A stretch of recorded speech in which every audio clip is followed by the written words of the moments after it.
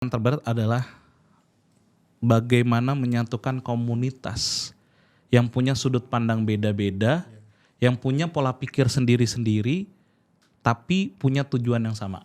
Banyak orang berpikir bisnis itu adalah operasional dulu, bukan bagaimana mendapatkan cash flow. Itu yang membuat kita malahan susah melangkah.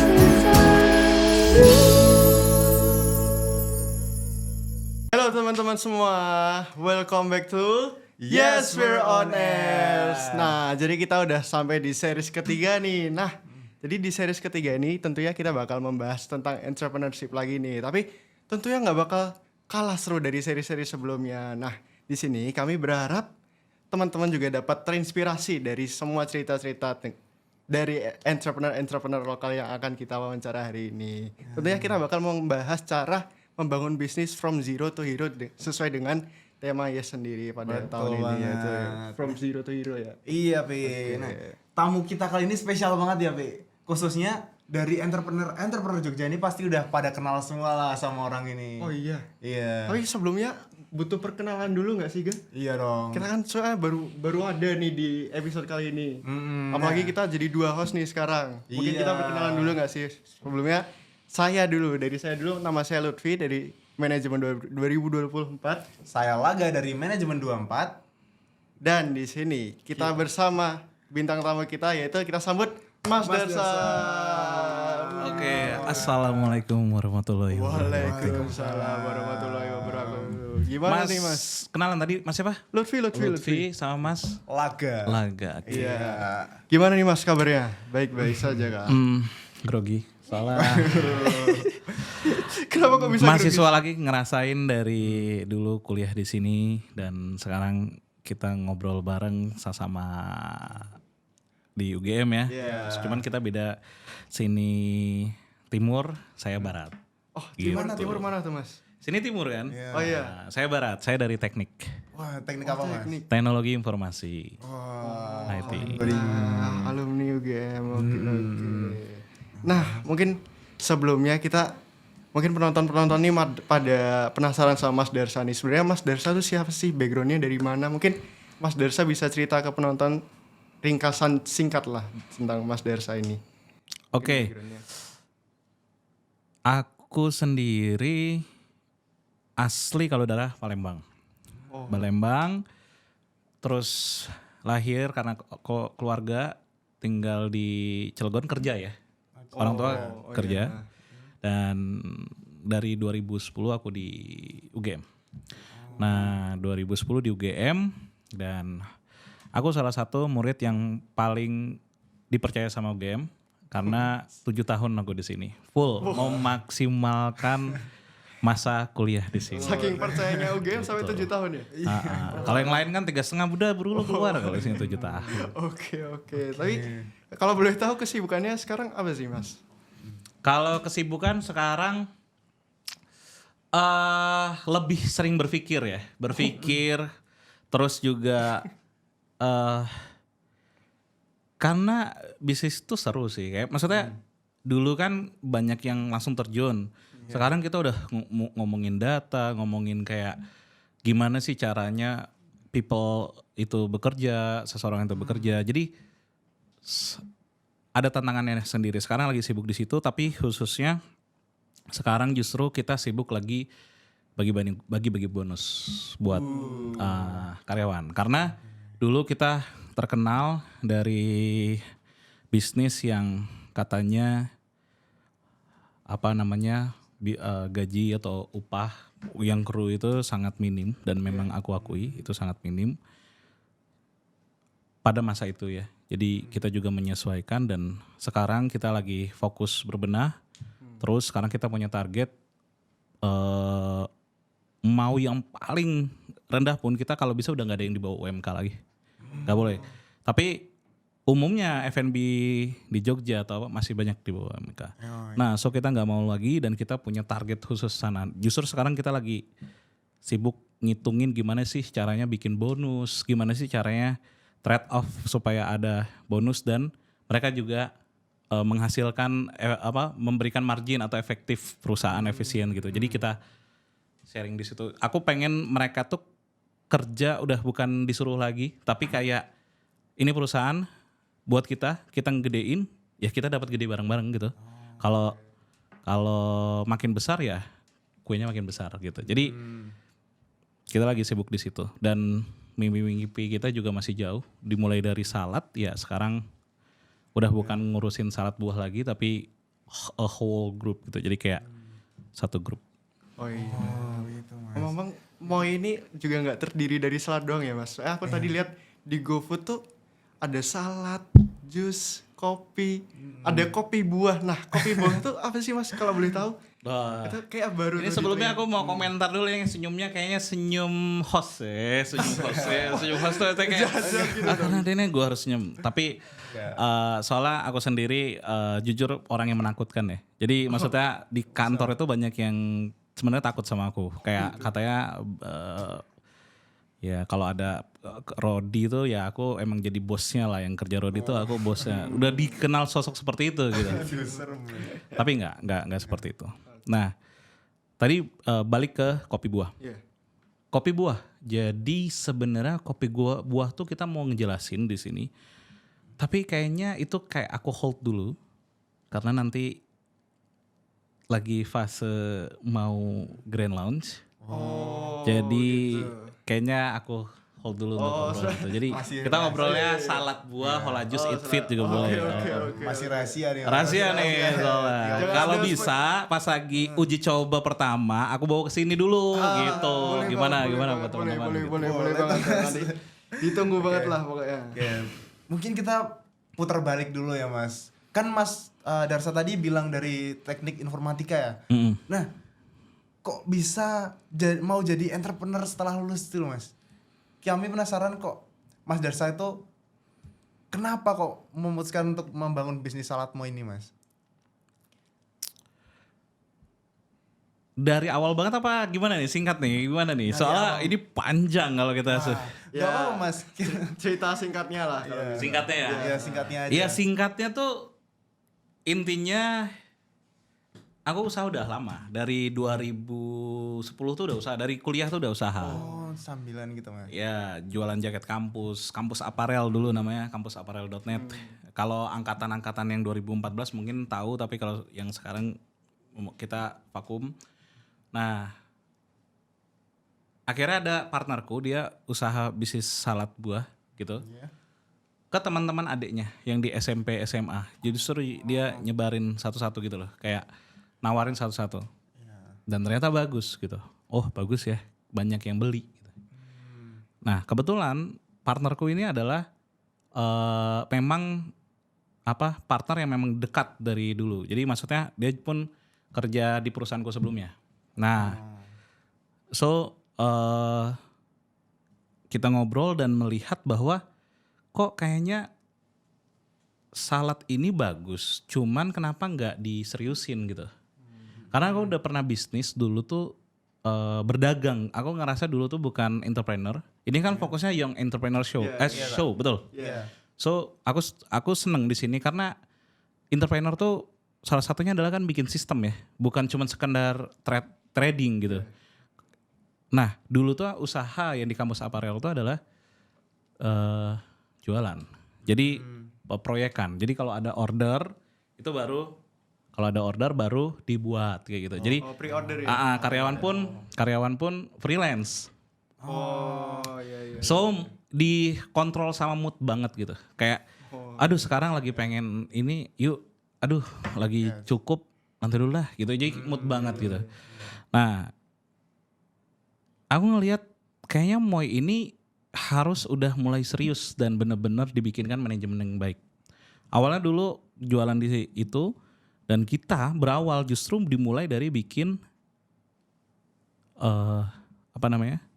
legal dulu. Bikin legal antara kita sebagai partner. Karena aku mengalami dulu perpecahan, pasti ada antara bisnis sebagai Rawan sih. founder. Iya, Kak. Itu justru aku dimulai dari legal. Kenapa aku mulai dari legal? Karena dengan kita bikin legal, di situ ada sebuah keseriusan dulu. Bukan cuma sekedar ya udah mulai dulu yang kayak gini lah, kayak teman percaya. Setengah-setengah. Karena nanti di tengah-tengah itu pasti nggak jelas, itu akan muncul, tinggal muncul nanti di tengah jalan gitu. Jadi kita bikin dari awal legalnya, malahan justru kita belum jualan dulu, legalnya dulu aja kita bikin. Baru habis itu gaspol. Dimulai dari kontrakanku. Dimulai dari kontrakan, tanpa kita nggak punya alat-alat kayak kulkas, lain-lain kita nggak punya, buah pun kita nggak punya. Modalku juga cuma sekedar bikin branding dan daftarin di GoFood. Dan akhirnya ada orderan pertama hari itu. Kebetulan aku masih di Cilegon.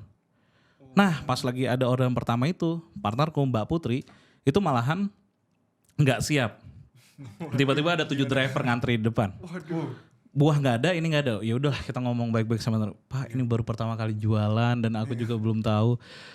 Tak ke depan dulu ya beli buah. Oh iya ditunggu dan lain-lain. Kalau ada driver yang dari pertama, mungkin aku akan sangat berterima kasih. Aku juga pengen berbagi gitu buat driver pertama kami. Siapa tahu nonton gitu ya. Karena di situ yang paling berkesan. Jadi kalau dibilang bisnis itu melangkah dulu aja, betul. Tapi legalnya kita nggak mau melangkah legalnya. Tapi secara teknikal atau prosesnya kita langsung jualannya langsung aja. Jadi nggak ada alat-alat macam-macam. Langsung di order gitu. Oke. Kayak modal nekat gitu ya Mas? Nekat. Oke. Nah sebenarnya yang saya penasaran nih Mas, salad moi. Nah ini nama moi ini artinya sebenarnya apa kok? Moi doang gitu. Agak unik ya. Nah sebenarnya aku nggak tahu mau itu artinya apa. Terus aku ngobrol lah sama partnerku Mbak Putri itu kan. Emang sih mau itu artinya apa? Ternyata artinya itu moi. Bahasa Prancis. Itu Prancis. aku, saya. Oh, Jadi saladku tapi dengan bahasa Prancis. Prancis. Berarti yang nentuin bukan Mas Darsa ya? Moi-nya itu katanya, Moi ya? bukan. Oh bukan. Bukan. Oke. Co-foundernya. Oh co-founder. Nah ini Mas, kami tuh penasaran kan, kami kan dari manajemen ya Mas. Kita tuh pasti banyak lah yang mau bikin usaha baru. Nah kita kan masih abu-abu banget kalau mau terjun ke dunia usaha. Dan kita bingung banget kalau kita nggak punya modal, kita mau tanya ke siapa. Nah kalau boleh tahu nih modal Mas Darsa dulu untuk membangun bisnis ini dari mana dan kira-kira berapa gitu Mas? Modalnya apa? Tadi yang modal nekat doang itu gimana Mas? Oke, kalau kita ngomongin modal itu kan macam-macam persepsi ya. Kalau kita komunikasi itu sebuah kata aja bisa didefinisikan berbeda tergantung masing-masing dalam sosial. Nah, kalau modal yang aku maksud di sini modal adalah resource. Sebenarnya itu nggak harus uang kan. Iya. Kalau kita ngomong uang ya itu 2 juta setahu pertama. Oh gitu. Dengan kontrakanku sendiri. Oh iya. Kontrakan tinggal di situ. Dan modal yang paling utama justru adalah modal yang nggak terlihat. Apa ya kalau dibilang aset tuh apa ya? Mungkin anak bisnis lebih paham. Yang aset sebenarnya dia tidak terlihat. Kayak idea, terus kayak Tenaga. celah, kayak ya sesuatu yang sebenarnya malahan itu sebenarnya modal tapi nggak diperhatikan orang. Contoh apa? Di sini. Kalau kita ngomongin modal rupiah ya sudahlah kita skip aja gitu ya. 2 juta tadi. Tapi kalau kita ngomongin modal, idenya awal kenapa sih kok tiba-tiba 7 orang langsung datang? 7 orderan datang ya. Nah, salah satu modal adalah modal yang saya pelajarin di kampus kuliah. User experience. Bagaimana pengalaman pengguna dan bagaimana pengguna itu punya persona. Setiap pengguna itu punya persona. Misalnya contoh, teman-teman kesini naik apa? Dari sini. Kalau mesen dari sini ke sini itu kan ada path-nya ya, atau jalurnya kita bisa ngelihat. Nah, sama seperti misalnya teman-teman mau pesan makan, buka GoFood gitu ya.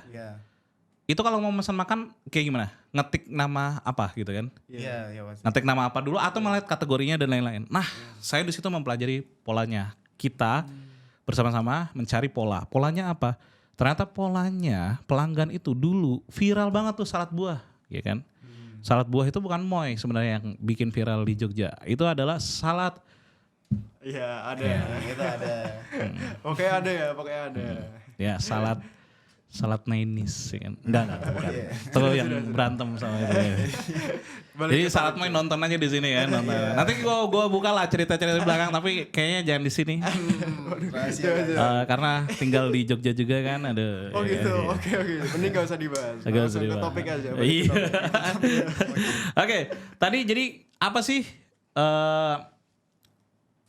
tentang kita belajar pola, bagaimana customer itu memperoleh produk. Jadi, orang itu dulu order salad tadi kompetitor salad X gitu ya. Nah, pas orang order salad X itu ketika kita lihat polanya, kita survei, ternyata mereka tidak ngetik salad spasi X. Tapi salad spasi buah. Iya. Sama lah kayak ke Google, jarang kita ngetik jasa misalnya tukang cat merek ini, jarang kan? Iya. Tukang cat Jogja, betul nggak? Ya, lebih yang umum ya. Sama, begitu juga pas lagi saat itu GoFood, orang ngetiknya salad spasi buah, bukan salad X. Nah, kompetitor itu tulisannya salad spasi X, Iya. tanpa embel-embel yang lain. Nah, disitulah kita pelajarin pola, ternyata algoritmanya GoFood itu searching itu adalah by title merchant. Oh, iya. Nah, akhirnya kita bikin salad moy, spasi dalam kurung, pagar 1 healthy salad buah. Jadi pas lagi orang tuh yang tahu viral, searching salad buah, padahal maksudnya itu, nah, kompetitor nggak ada, adanya kita. langsung Jadi pas salad salad moy. buah cuma ada moy di situ. Oke. Karena yang lain nulisnya salad Langsung X, ketutup salah. ya. Brand yang dia nggak dia nggak nambah-nambahin ini itu gitu. Smart move. Iya gitu. Akhirnya ya dipakai juga. Akhirnya semuanya kayak gitu juga, ya udahlah. Oke, menarik. Emang tergantung user experience ya berarti.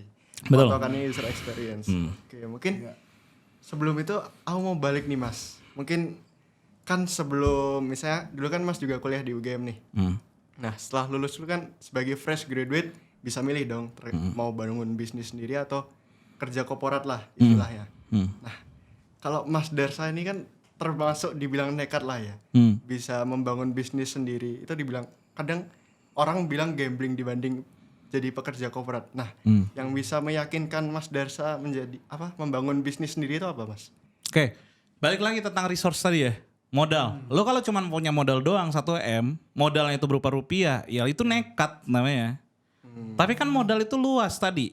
Pola pikir, riset data, ilmu, lain-lain. Jadi banyak. So modal cuman misalnya 2 juta, tapi kita punya modal yang lain. Kita lihat peluang, kita lihat ini, kita lihat di sini.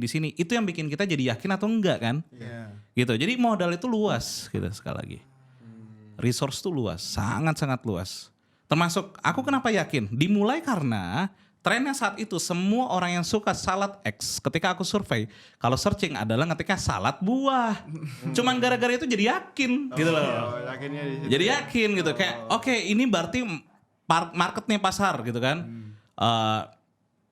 Kita masuk deh. Yakin dong. Kenapa yakin? Berarti semua lagi pada ngetik itu ya kita masuk di situ. Berarti sekarang fokusnya apa? Kualitas dong. Nah, karena kita bisa dapat situ. Ya walaupun akhirnya cara ini ya kecium juga sama kompetitor dan akhirnya bikin juga salad buah, ketulis salad buah juga. Jadi semuanya berawal dari ada kesempatan yang masih belum terisi nih. Nah, terus langsung Mas Darsa isi di situ. Betul. Jadi sekali lagi modal sangat luas. Terus yang selanjutnya adalah perihal tadi kan kalau kita ngomongin modal cuma 2 juta. Kalau kita ingat dulu zaman dulu itu salad itu di stok, teman-teman. Di stok. Jadi di kulkas, di stok. Iya. Oh iya. Beli langsung jadi gitu. Beli langsung jadi. Ya Nah, udah di box gitu ya. beli langsung jadi. Terus balik lagi kita nggak punya modal. Ada jualan buah di depan. Akhirnya ada driver datang baru dibuat. Beliin. Oh. Itu kekurangan atau kelebihan? Ya, sedangkan semua kompetitornya nyetok. Kelebihan buat penjual, kekurangan buat juga bukan kekurangan sih sebenarnya. Tapi kelebihan buat penjual sih itu Mas. Kenapa? Kita jadi apa ya? Nggak high risk lah. Udah Betul, awalnya itu kelebihan buat penjual. Gue juga mikir kayak gitu. Ini nih buat kelebihan buat kita nih, jadi kita nggak usah nyetok. Tapi ada celah lagi coy. Oh, iya. Kita bikin aja 100% fresh made, no tipu-tipu. Waduh. Mempermainkan kata-kata ya. Padahal itu keuntungan buat perusahaan karena kita buat moy. Karena apa? Karena nggak nyetok. Tapi pas dipikir-pikir menguntungkan customer juga karena customer pengen yang fresh, bukan yang di stok berhari-hari kan. Iya. Nah dari situlah ada celah lagi. Itulah bikin kita makin dapat lagi celah. Tapi sekali lagi teman-teman ya, mungkin dari sini aku pada dasarnya seakan-akan meninggikan diriku karena aku tahu ini tahu itu. Betul, memang itu salah satunya ada karena saya dan owner of co-founder. Tapi yang paling bikin ini Moy sampai saat ini adalah semua tim, semua karyawan, semua yang membangun Moy. Baik itu siapapun, baik yang pernah katanya merasakan upah di bawah standar, merasakan pas lagi perjuangan, semua belajar dan saya sangat berterima kasih mewakili Moy karena resource itu bukan tentang itu doang, tapi semuanya dan keseluruhannya. Itu yang menurut aku harus saya syukuri mempunyai tim dan teman-teman yang komunitas yang sangat mendukung gitu. Oke. Keren. Pentingnya tim di situ ya. Iya. Nah, Mas kan perjuangan banget ya Mas tadi dari modal yang terbatas dan pasti kalau bangun bisnis tuh banyak banget tantangannya, pasti ada tantangan. Nah, kalau dari Mas Darsa tersendiri nih, tantangan yang paling dirasain tuh apa Mas? Yang paling berat? Oke, dengan latar belakang gue sebagai IT nih, ketika gue punya plan kayak gini, IT tuh ngikut kan, komputer gitu loh. Berpikirnya kanan kiri jelas. Kalau nggak satu nol, betul nggak? Betul. Nah, tantangan terbesar adalah people bagi gue. Karena dengan latar belakang IT, harusnya kan ini begini, harusnya ini kan begitu. Harusnya kalau gaji gede semangat dong, harusnya logik dasar. People tuh nggak kayak gitu. Human tuh nggak kayak gitu, maksudnya manusia tuh nggak kayak gitu. Nggak kayak gitu karena bukan tentang logis doang gitu, tapi juga hati, tujuan, harapan, capaian, itu yang menurut aku berat. So, kalau ditanya apa tantangan terberat adalah bagaimana menyatukan komunitas yang punya sudut pandang beda-beda, yang punya pola pikir sendiri-sendiri, tapi punya tujuan yang sama. Itu menurut gue tantangan yang sangat harus gue pelajarin terus gitu. Gitu. Karena pola pikir atasan belum tentu sama bawah. Atau pola pikir strategik belum tentu sama dengan pola pikir pelaksana. Betul nggak? Betul. Cara berbicara aja nggak bisa hati-hati. Iya. Ya kan? Bisa jadi itu sangat menyakiti hati, padahal logis. Ada caranya sendiri dan itu penuh dengan seni sih menurut gue. Oke. Menarik.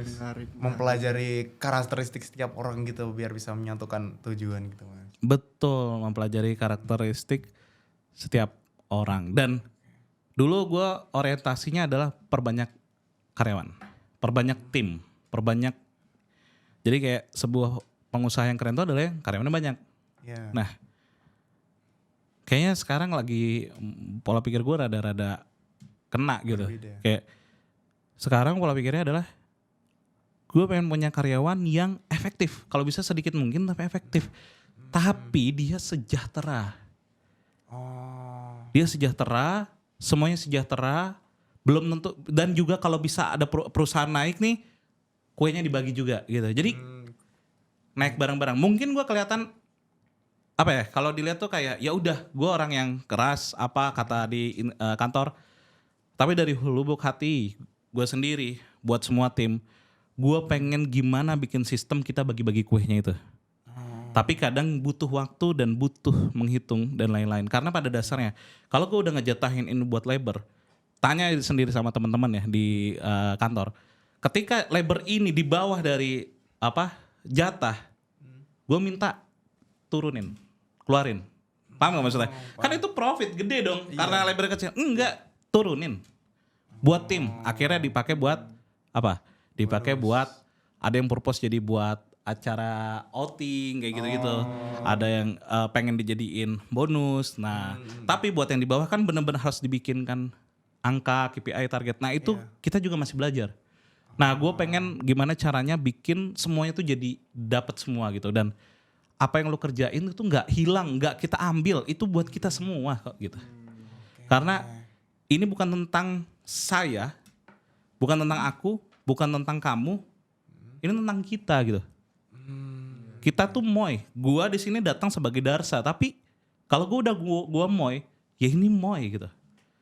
Moy itu harus maju kalau semuanya gitu. Gitu. Jadi kebersamaan memang nomor 1 ya Mas. Oke, terus selanjutnya mungkin kan tadi Mas Darsa udah jelasin nih, produk Moy itu ngandelin user experience banget yang itu sangat mengimpact lah, menarik banyak orang. Juga produk Moy ini memasarkan produk dengan kata-kata yang fresh made tadi itu menarik banget sih. Bisa apa mengalter tuh gimana sih? Mengganti yang awalnya kekurangan jadi kelebihan gitu lah. Iya. Mungkin Terbalik. kalau ada sisi unik lainnya nggak dari produk Moy ini dibanding brand F&B lainnya Mas? Mungkin dari jus-nya atau cara brandingnya Moy ini gimana mungkin? Oke. Tadi ngomongin ini sebenarnya kekurangan terus jadi kayak gini. Gue juga lupa sih itu ada istilahnya. Itu berpikir apa namanya? Berpikir ke samping setahu gue. Jadi ada yang berpikir ke depan, ada yang berpikir ke samping. Tapi gue lupa. Mungkin teman-teman tahu. Namanya berpikir apa ya? Lateral mungkin ke Belum tahu sih. Ayo coba dicari. Namanya berpikir, dia berpikirnya bukan yang lurus tapi berpikirnya ke samping. Justru malahan dapat kreasi dari hal yang lain gitu. Oh, lebih out of the box lah gitu ya.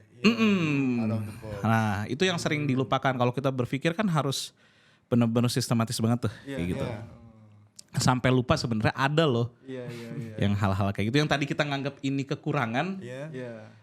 Misalnya kompetitor nganggap kalau mau emang nggak bisa nyetok dia gini. Kekurangannya.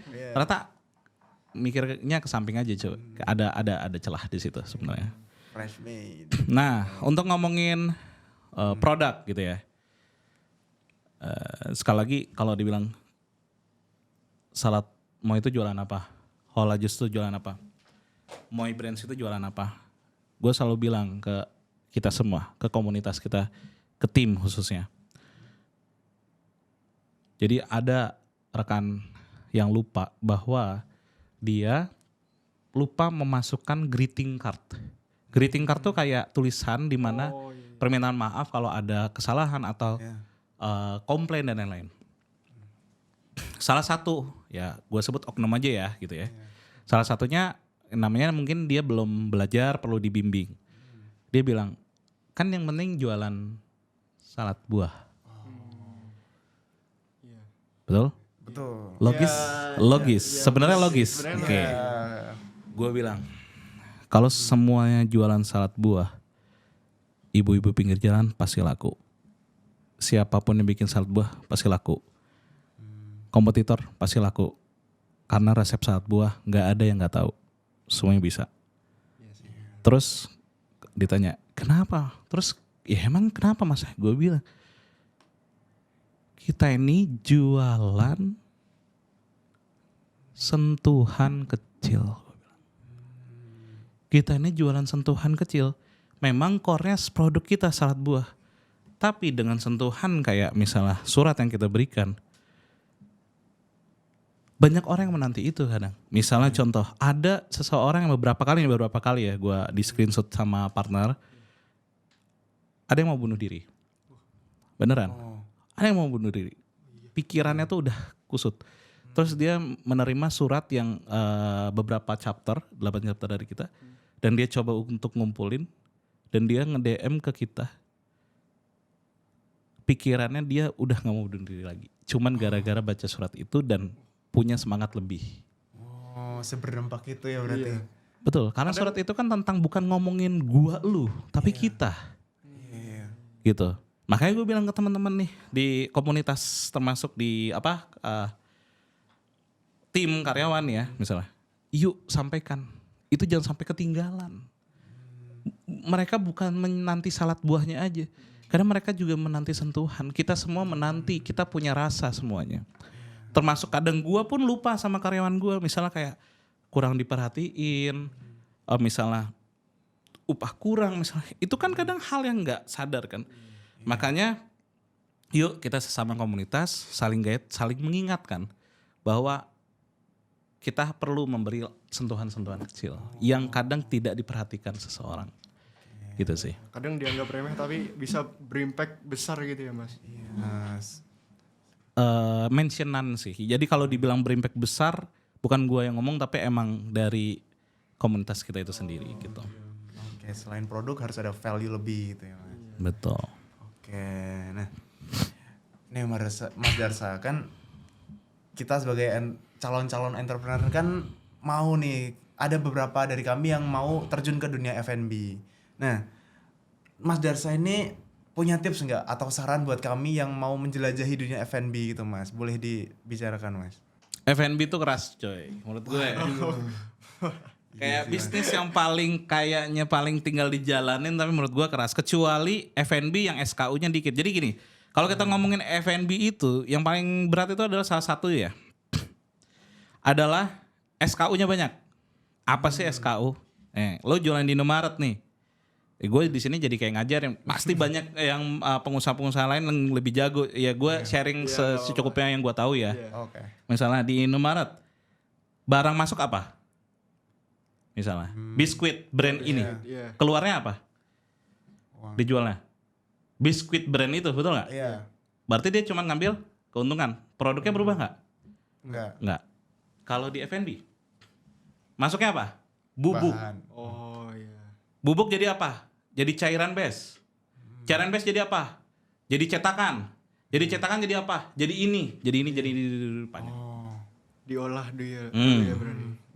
Jadi nggak sesimpel F&B tuh ini ya. Tapi menurut gua F&B juga yang cepat ya untuk bisa dapat market pasar gitu. Iya. Kayak bisa jualannya emang cepat juga. Tapi kalau kita ngomongin operasional, hati-hati. F&B tuh terlalu banyak yang SKU-nya banyak. Nah yang kedua adalah standarisasinya itu yang berat. Karena tadi sekali lagi gue bilang apa? Tangan, human, yang membuat itu adalah manusia. Dan manusia punya sense sendiri. Punya rasa sendiri. Dia tidak bisa di style seperti robot. Nggak boleh. Karena emang itulah yang bikin manusia dan robot berbeda kan. Nah, so kalau kita bikin resep 10 mililiter, apakah benar-benar pasti 10 mililiter? Enggak. Kadang 9,5 mililiter, Iya. kadang di atasnya, atau kadang kekurangan banget. Betul nggak? Betul. Jadi ada lagi tuh tantangan di situ. Gimana mastiin lo punya resep bener-bener sama. Nah akhirnya kita butuh teknologi juga dong supaya misalnya kita bikin sendok yang udah pasti 10 mililiter. Kadang udah pakai sendok 10 mililiter aja. Kurang. Bubuknya kebanyakan. Kan gue bilang seni lagi tuh di situ. Ya jadi ini lebih ke curhat sebenarnya, jadi bikin demotivate nih malah. Enggak. Iya, kalau Enggak. sisi baiknya ada Mas? Enggak. Jadi gini, sisi baiknya adalah F&B itu tadi marketnya besar kan. Iya. Nah, daripada lu berpikir yang gue jelasin tadi kayak, SKU banyak dan lain-lain masalah banyak.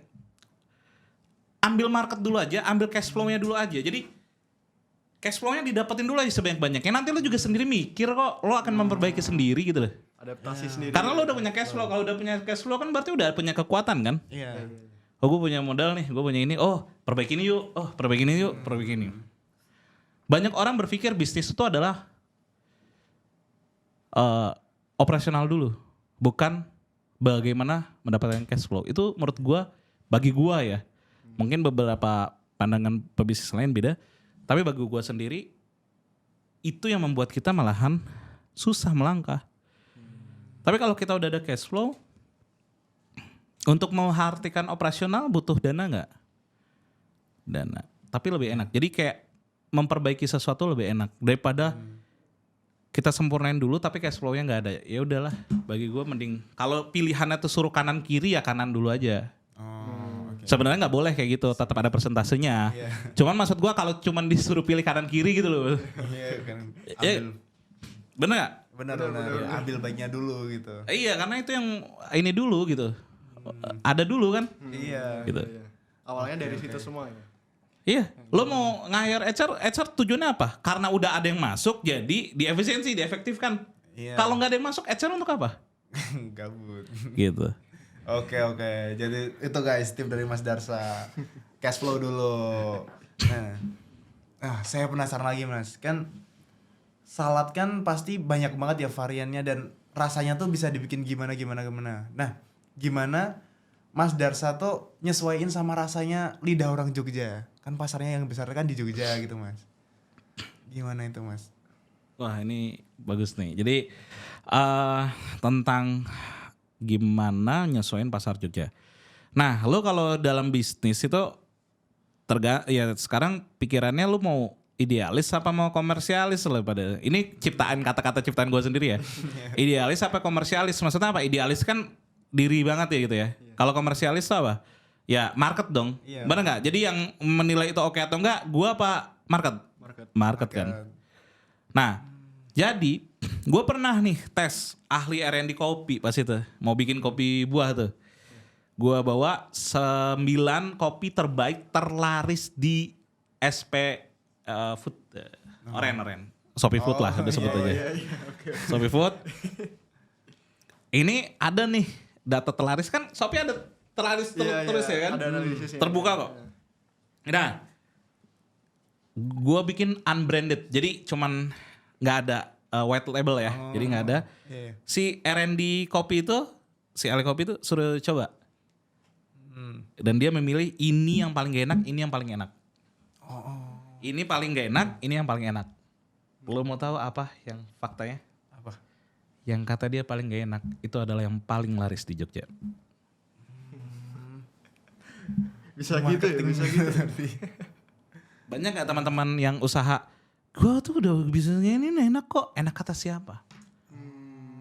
Sorry, maksudnya ini ya lo kalau mau idealis ya udah, berarti kalau lo mau idealis jangan kecewa dong gitu loh.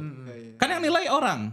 Iya. Berarti kalau lo idealis berarti lo yang memang apa pada dasarnya tuh kayak mengeducate kan. Iya. Kenapa sih ini tuh enak, kenapa ini berkualitas? Tantangan di situ. Jadi jangan kecewa, jangan maksa orang bilang itu seleranya nggak tinggi. Nah, maksud gue. Kita nggak pernah. Ya kalau kita sebagai yang bawa itu ya kita dong yang harus educate gitu. Tapi kalau pengennya di persepsi mereka ya ikuti persepsi mereka. Ya balik lagi ke zaman gua kuliah, user experience tuh yang menilai experience users gitu loh. Bukan kita. Jadi R&D tadi bilang ini yang paling gak enak gitu lah.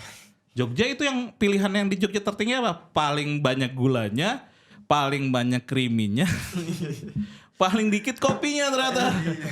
Dan terlaris loh. Dan mereka pada bilang ini kopi enak gitu loh. Jadi maksud gua salah nggak orang Jogja?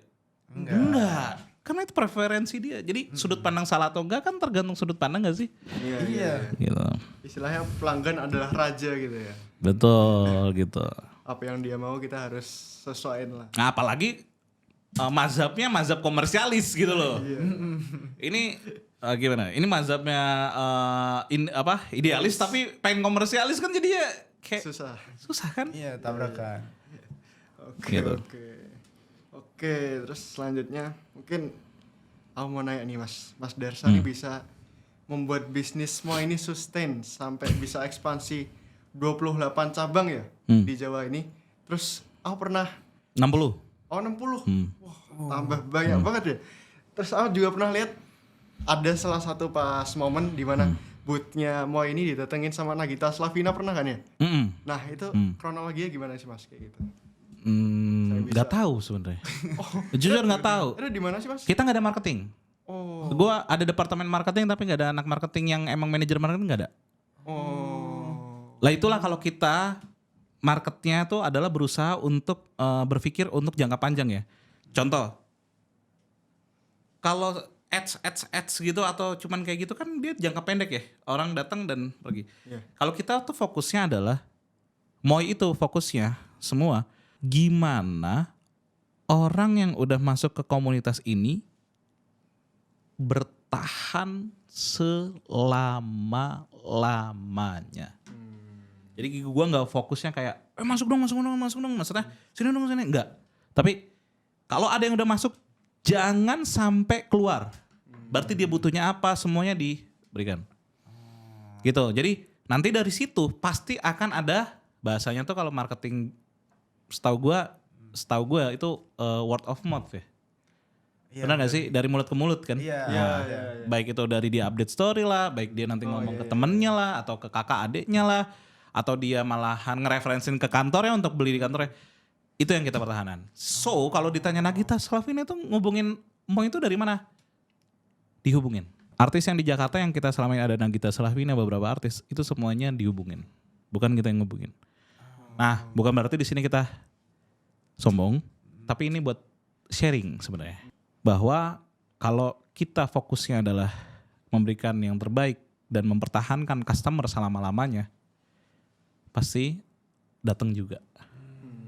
Jadi justru tim marketingnya tuh datang dari yang nggak terduga gitu ya. Bukan dari tim. Nah ini ada asisten gue di sini. Tanya aja, emang ada manajer marketing? Nggak ada. Gitu. Nggak ada. Ya kira ya udah kalau ada yang ngubungi langsung dibalas gitu, langsung. Tapi nggak ada khusus banget tuh, nggak ada, belum ada. Justru kita lagi open recruitment, bukan open recruitment. Kursi terbuka, tapi kita nggak open banget. Lu mau datang yuk, kita sharing gitu. Wah, nggak ada manajer aja udah bisa datengin Nagita Slavina. Apalagi ada manajer nanti. Mudah-mudahan. Ya mungkin lanjut. Tapi itu bukan prestasi sih bagi gue. Sorry, jadi mungkin teman-teman kayak bisa datangin. Aku seneng, sangat bersyukur dan sangat berterima kasih semua buat selebgram yang udah menginvite. Tapi pada dasarnya memang tujuan kami bukan bisa dihubungi selebgram soalnya. Tujuan kami kalaupun selebgram tersebut ya harus jadi komunitas selama-lamanya, bukan cuman sekadar bikin viral, enggak. Justru kalau selebgram ini dia tidak lagi di Moy, itu adalah kegagalan kita justru. Emang visioner ya, Mas Darsa ini. Harus jangka panjang dong. Iya, harus gitu. Oke, mungkin aku juga mau tahu nih Mas, terkait target market produk Moy dari awal tuh gimana sih Mas? Mungkin atau Masnya mau membikin community yang berasal dari Moy sendiri atau gimana gitu? Oke. Tadi kan Moy itu kan saya ya bahasa Prancisnya. Akhirnya kita ngobrol lah bersama-sama para top manajemen gitu. Kita ngobrol, kita bikin credo. Salah satu credo kita, bukan salah satu, credo itu satu-satunya justru. Singkatnya, credo kita adalah aku adalah langkah kecil perubahan. Itu credo kita. Itu yang kita percayain. Aku adalah langkah kecil perubahan. Jadi mau itu apa? Langkah kecil perubahan. Yang diulang apa hashtagnya? Langkah kecil. Hashtagnya apa? Langkah kecil, langkah kecil, langkah kecil. Nah, sama lah kayak kita datang di sini, gue datang di sini. Ini langkah kecil, kita kenalan nih. Mudah-mudahan ada langkah selanjutnya kita bisa kenalan dan kita bisa sharing. Betul? Boleh itu. Nah, Boleh. maksudnya apa langkah kecil kalau di Moy itu sendiri? Langkah kecil perubahan tuh gimana? Gini. Aku di sini berarti kita yang dimaksud adalah satu komunitas. Jadi kita semua percaya bahwa kita yang kita lakuin, baik seorang yang motong buah, baik orang yang bikin akuntansi, baik orang yang ngerjain HR, baik semuanya yang ada di komunitas, dia adalah bagian langkah kecil perubahan. Kita semua langkah kecil perubahan. Bukan termasuk di internal aja langkah kecil perubahan, termasuk produk kita sendiri. Kita selalu fokus adalah pokoknya produk kita adalah produk yang memberikan langkah kecil perubahan. Maksudnya apa? Salad Moy, sehat. Salad buah? Enggak. Kata siapa salad buah sehat? Enggak, ada gulanya. Iya sih. Ada kejunya. Iya sih. Maksud gue di sini dia sehat, tapi bukan sangat sehat. Cuman kalau kita ngomongin ini nggak sehat, ini sehat, salad buah di mana? Sekarang mending nggak nyoba buah sama sekali, nggak pernah makan buah sama sekali, atau masih makan salad buah, Masih makan dong. tapi masih ada gulanya. So request lah nggak pakai mayo. Kurangin lah yang kayak gini, pilih mayo yang lebih dikit. Jadi maksud gue Moi itu selalu membuat sesuatu memang nggak sempurna itu, enggak. Memang karena kita bikin langkah kecil perubahan balik lagi. Salad Moi.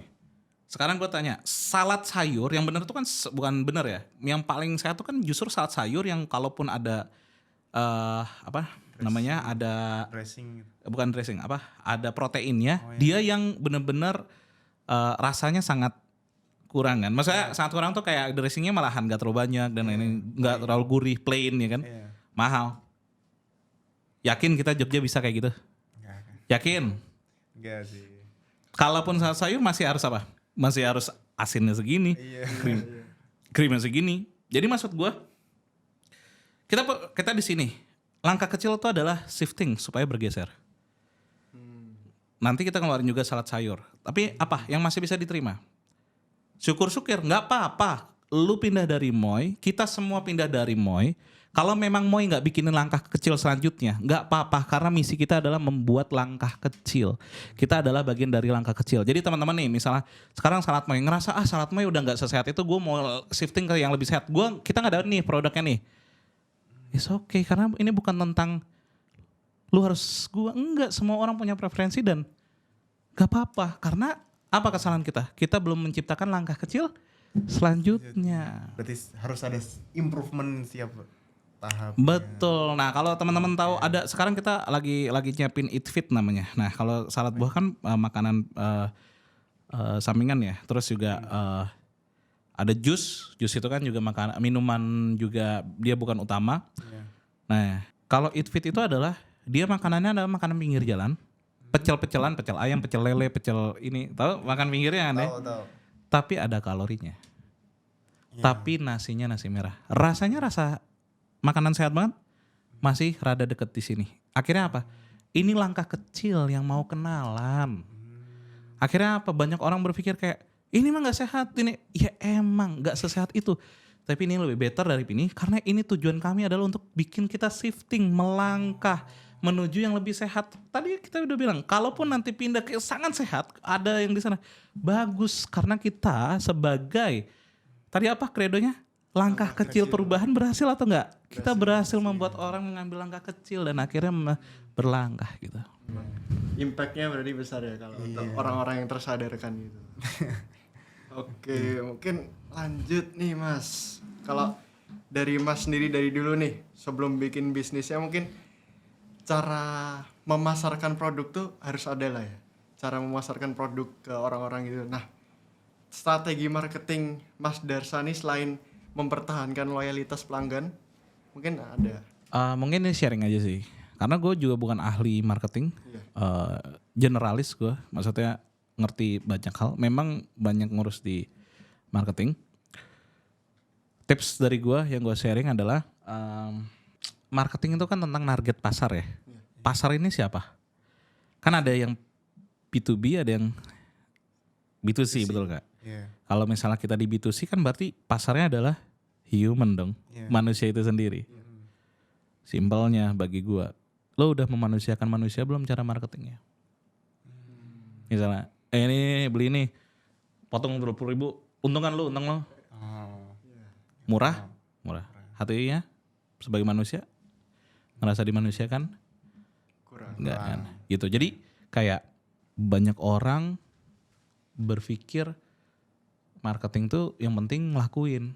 Tapi ini gue syukur-syukur nih kuliah di sana dan serius gue user experience. Jadi sudut pandangnya selalu ke user gitu. Jadi sekarang gue ngasih nih hadiah nih ke lo nih kayak gue kasih iPhone nih gitu ya. Terus gue tanya, seneng nggak reward dari gue? Gue nanya kan.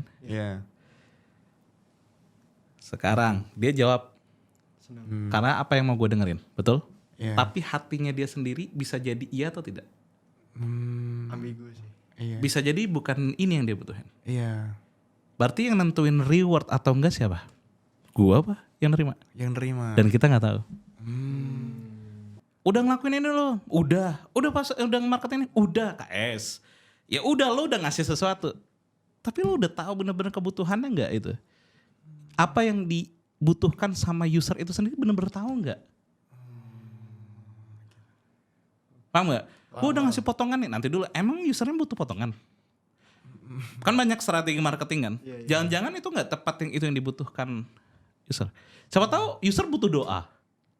Lah, bercanda nih gue kayak kesannya bercanda. Iya bisa sih. Bisa jadi loh. Bisa. Buktinya tadi yang ada salah satu surat tadi bisa mempengaruhi rasa. Iya. Oh iya. Berarti kan kebutuhan tuh bukan tentang promosi-promosi aja, potongan-potongan aja, enggak kan? Kita manusia tuh itulah ciptaannya Tuhan yang paling wow gitu loh. Karena kita kompleks gitu. Dan kebutuhan kita nggak cuma sekedar promo kan? Iya sih. Gitu. Oke. Jadi bagaimana caranya bisa memenuhi kebutuhan customer yang beda-beda gitu lah ya Mas. Betul. Nah, penting banget berarti Satu, bukan kebutuhan customer doang. Bagi gue kebutuhan komunitas. Termasuk kekurangan gue di sini adalah kadang gue juga sama tim, khususnya top manajemen, masih kurang ngeh sama kebutuhan komunitas kita. Salah satunya adalah karyawan kita.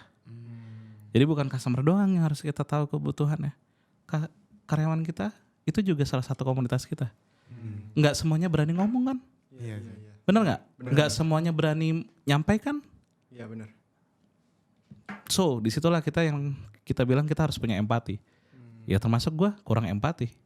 Gue kurang empati karena banyak hal yang dibutuhin karyawan gue masih gue nggak sadar. Makanya di sini kita belajar dan fokusnya jangan cuma di customer tapi di semua komunitas, termasuk di semua tim, termasuk di supplier, pihak ketiga dan siapapun kita harus empati.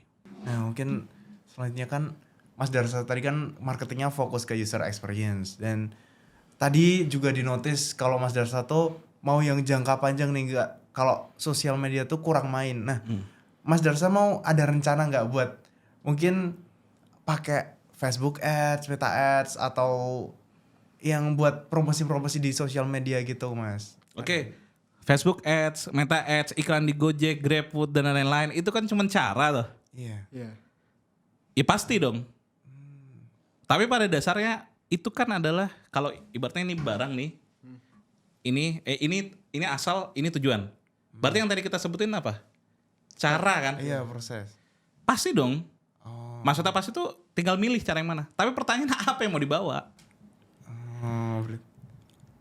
Yang Apa yang mau dibawa? Kan si ads tadi itu misalnya ini bawa ke sini kan, berarti mau nyampaikan ini kan.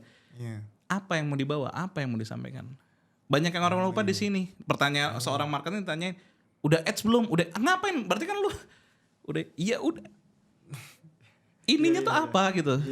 Kalau istilahnya tuh kayak mungkin kontennya ya kan, atau value-nya, apanya gitu loh. Oke. Justru yang lebih mahal itu adalah di situnya. Karena ini kan adalah media kan untuk menyampaikan. Iya. Surat itu media bukan? Iya. Dia sih. Nyampe nggak? Nyampe juga.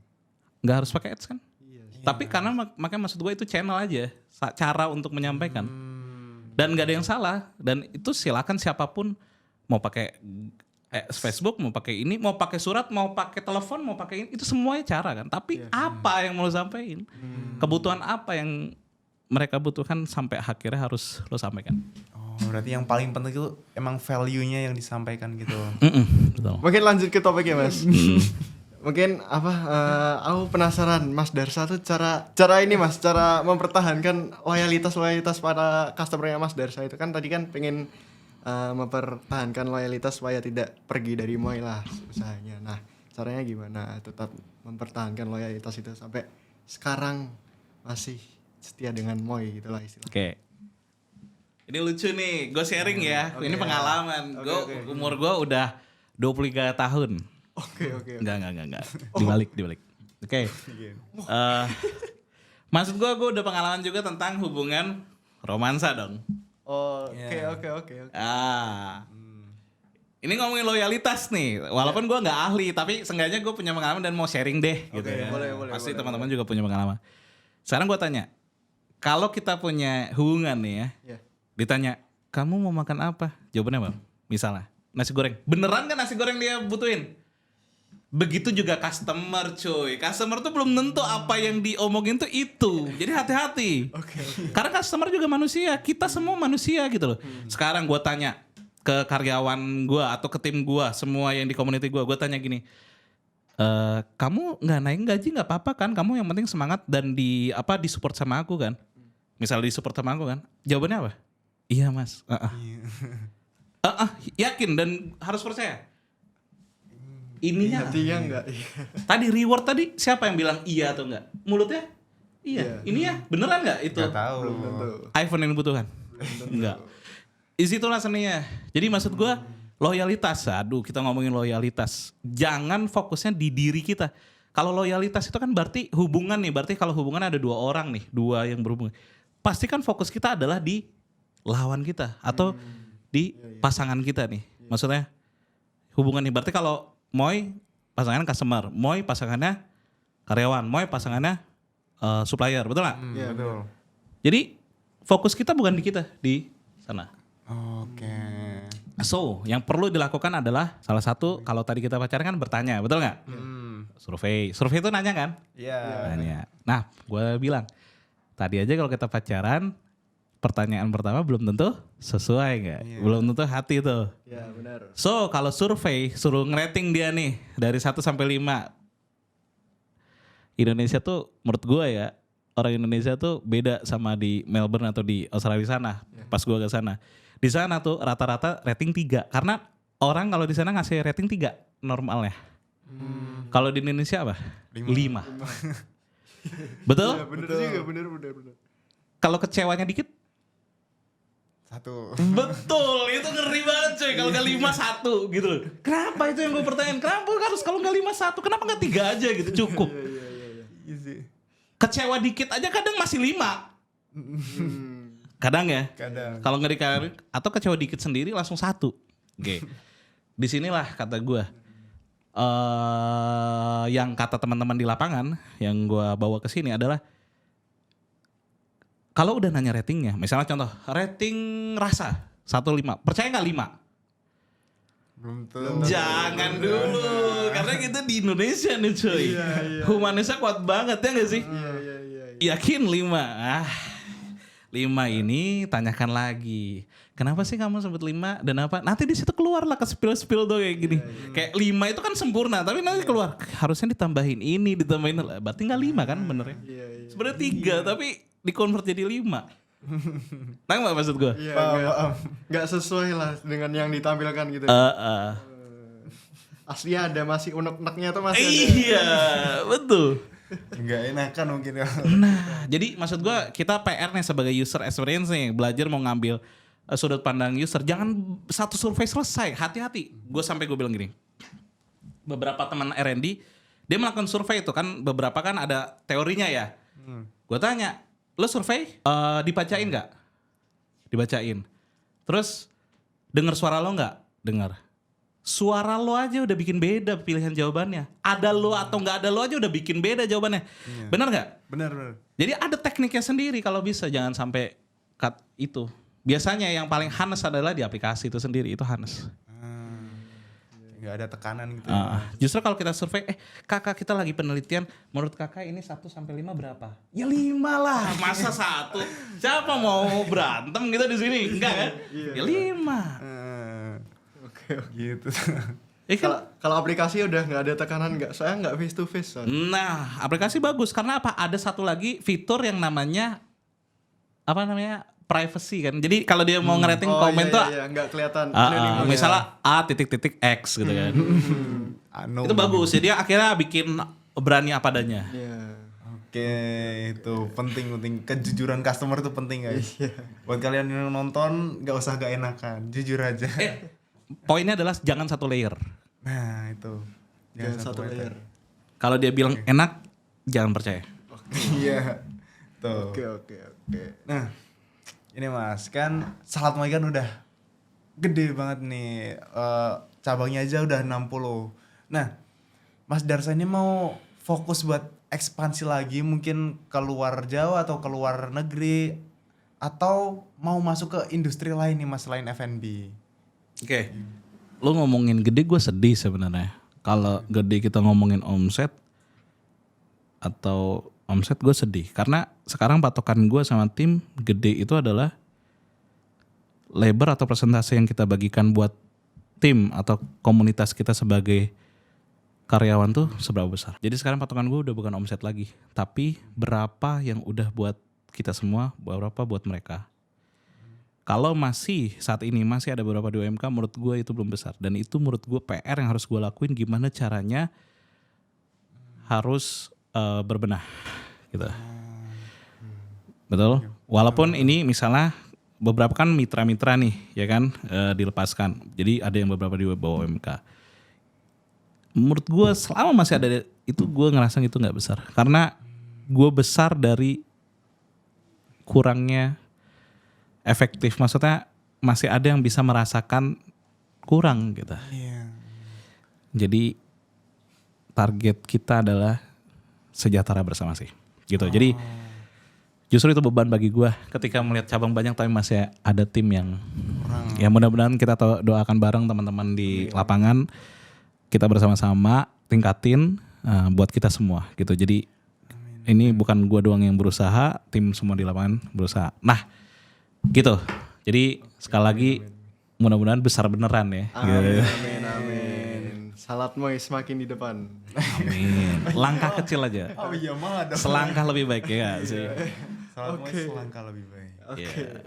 Mungkin terakhir nih Mas, mungkin adakah pelajaran-pelajaran penting atau pengalaman-pengalaman dari Mas Darsa ini yang boleh dibagikan ke teman-teman Yes nih yang penonton? Gue nanya dulu nih, marketnya Yes nih apa nih? Udah pengusaha yang udah berjalan apa baru mau atau? Baru mau. Oke. Oh iya.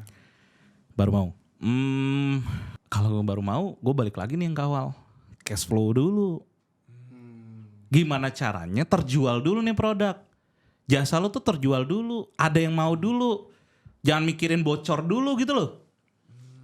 Cari air dulu, jangan nambal. Ibaratnya kalau cuan tuh air, ini ember. Jangan ngeliatin embernya ada yang bolong atau enggak dulu. Air aja gak ada lu kan kayak gitu. Jadi cari airnya dulu nih buat teman-teman yang di lapangan. Jadi jangan terlalu fokus di operasional, keuangan dan HR dan lain-lain. Ibaratnya itu apa yang mau diefektifkan gitu. Ya jujur gue 5 tahun, kita bertahan 5 tahun. Gue bilang ini bertahan karena kita itu bukan suatu hal yang mudah. Bertahan 5 tahun, datanya banyak yang gak bertahan. Sama, dulu kita fokusnya juga cash flow. Baru 4-5 tahun terakhir ini kita baru nambal. Makanya gue bilang masih ada yang gak sejahtera. Ini saatnya gitu loh. Kita udah cukup untuk itu, kita harus berpikir lagi karena tujuan kita adalah langkah kecil perubahan untuk komunitas kita. Kalau cuman buat ownernya buat apa? Kalau cuman buat foundernya, buat tim top manajemen buat apa? Buat customer dong buat apa? Semuanya harus mendapatkan langkah kecil perubahan dan langkah kecil lebih baik gitu. Oke, itu guys. Nah ini udah saatnya karena udah 45 tahun ya. Tapi pas lagi awal gue mikirin, waduh mikirin inilah itulah kayak HR-nya lah apanya, ini keuangan, ini bocor nih, dikit-dikit hilang mulu, nambal mulu, lama-lama gak fokus tuh, airnya gak ada lagi kan, kering dah. Tuh guys, kita harus fokus ke cash flow dulu buat yang mau mulai bisnis. Nah, nih mungkin udah selesai nih Lutfi. Aduh sedih. Kecil, padahal masih penasaran gitu. Ya mungkin nanti bisa di belakang lah. Iya, Kita abis ini ngomong lah, lagi. Bang. Atau besok mau sharing-sharing lagi boleh banget. Iya, Senang. Sekali lagi gue berterima kasih buat semua tim dari Young Entrepreneur Show. Oke. Karena gue dulu juga jadi peserta di Yes dulu. Oh iya. Tahun berapa gue lupa, 2013 kayaknya, 2014. Senang banget. Ini suatu kebanggaan semuanya. Buat host gue terima kasih banget. Terima kasih. Buat kameramen semua panitia di sini terima kasih karena ini juga langkah kecil yang akhirnya podcast ini bisa tayang dan bagus. Dampak dari mereka semua. Terima kasih. Jadi Terima kasih. semuanya aku berterima kasih. Mudah-mudahan Yes dan semua tim akan selalu diberkati kesehatan ya khususnya. Amin, Selalu amin, sehat dan terus melangkah sedikit-sedikit, langkah kecil tapi lebih baik dari sebelumnya. Oke, terima kasih Mas Darsa. Kata-katanya makasih. sangat menginspirasi. Oke, baik. Terima kasih sekali lagi Mas Darsa. Sekian dari kami. Aku Lutfi. Dan aku Laga. Thank you so much sudah menonton episode Yes We're On Air kali ini. Jangan lupa untuk stay tune channel YouTube Young Entrepreneur Show untuk episode-episode selanjutnya. Dan ya pokoknya coming soon aja lah episode-episode selanjutnya. Ditunggu. Tunggu ya guys, pantengin. Nah, jangan lupa juga untuk selalu keep up to date dengan Young Entrepreneur Show di Instagram kami di @yes_UGM.